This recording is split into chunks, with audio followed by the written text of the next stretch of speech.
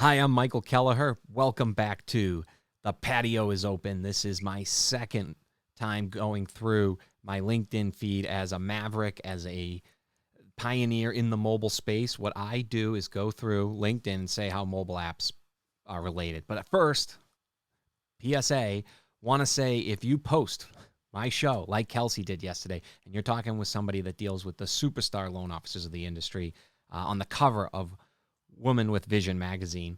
If you do that, you will be on the following day's show. So I wanted to show here behind me, Kelsey, another big shout out. If you're not following her, she has great content. Absolutely follow her to have an idea of what is going on in the industry.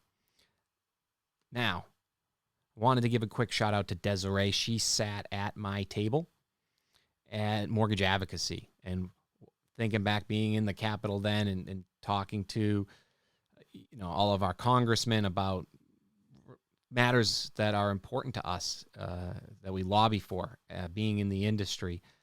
Desiree was there putting her time, and she does so much, and there's some inspirational stories she has here. So please, if you follow her or don't follow her. Another person, Jesslyn Hayes of Tour 24. I posted this. We're going to get mobile now. So this is a service for renters. You notice they're leading with an app on your phone where you have keyless entry. It's for looking around.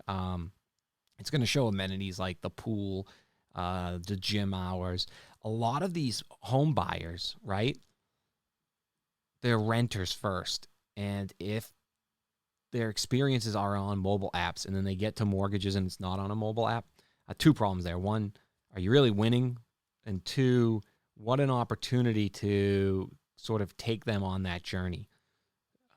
If you have an app, you could reach out to a company like this and say, how can I work with you?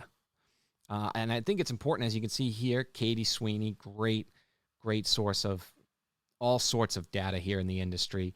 She popped up with mortgage origination predictions from AIM in the billions. Look at Q2, Q3. Look at how inverted that is. It just goes from Q1, more refi, Q2, pretty much even, then Q3, all purchase. Q4, if you're not doing purchase by Q4, it's going to be trouble, right? And so the flood to realtors and to try and differentiate yourself, I believe mobile apps is such a differentiator to show a realtor that your brand is serious.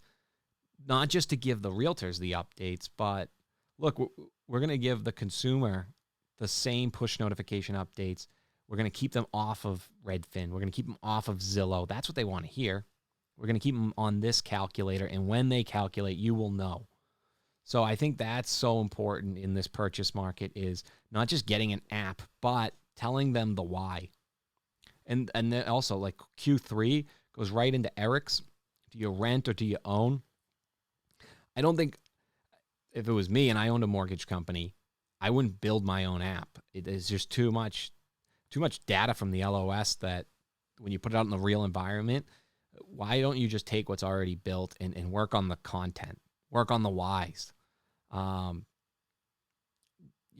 Owning means you've taken the time to understand something completely. Why, if you're in the mortgage industry, do you want to understand mobile apps completely? Wouldn't you rather just get out there and teach your loan officers the why we have an app, which is we are getting ahead of this going from refi to purchase, right? Another one I wanted to show real quick, if you need any advice on that, no one knows it better than Joe Wilson. And so he had a quick video here I wanted to show behind me, a couple quick stats. But 2/3 of all Instagram users are 19 to 29. They hit the like 4.7 billion times. And 31% of all users have an income over $75,000. And from my experience, if you break it down, Apple users versus Android, another reason you get people on the app.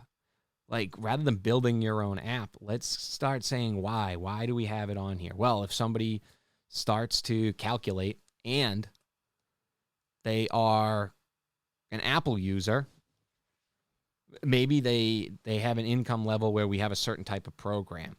I think the reverse hack, I think we talked about it yesterday, and you'll hear about it a lot.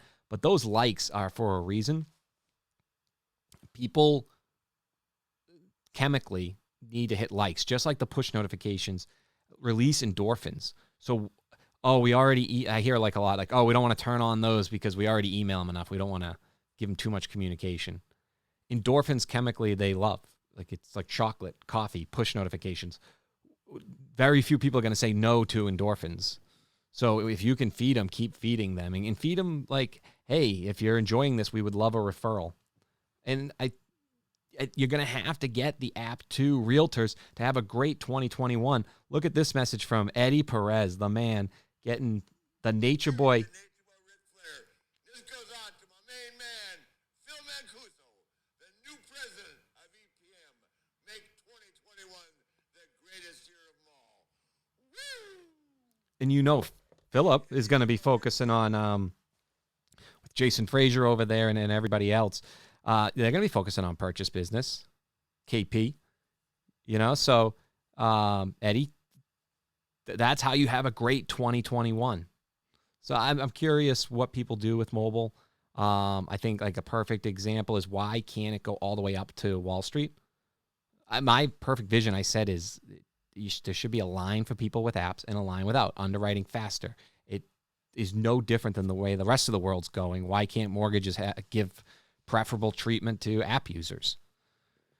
And then why can't, from the stats that I see, is your typical, good conversion from lock to close might be in the 80s, or at least application to close might be in the 80s. And so on an app, it's usually like 98.5%.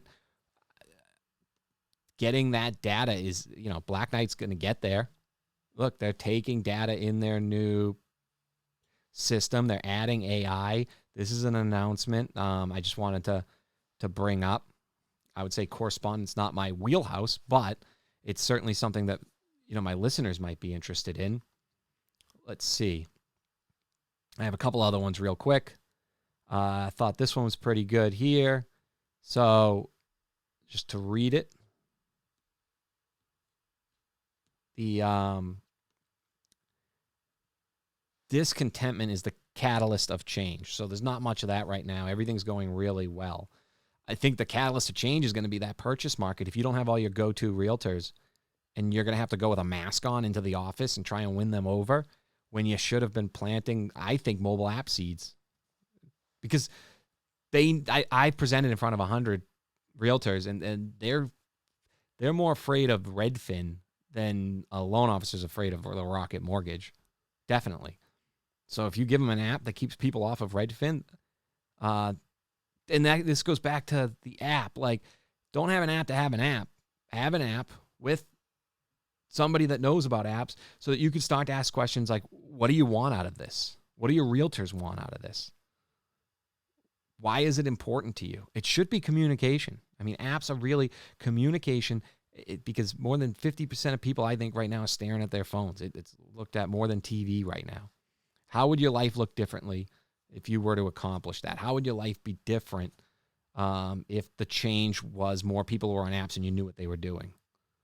What are the next steps you need that will create that momentum?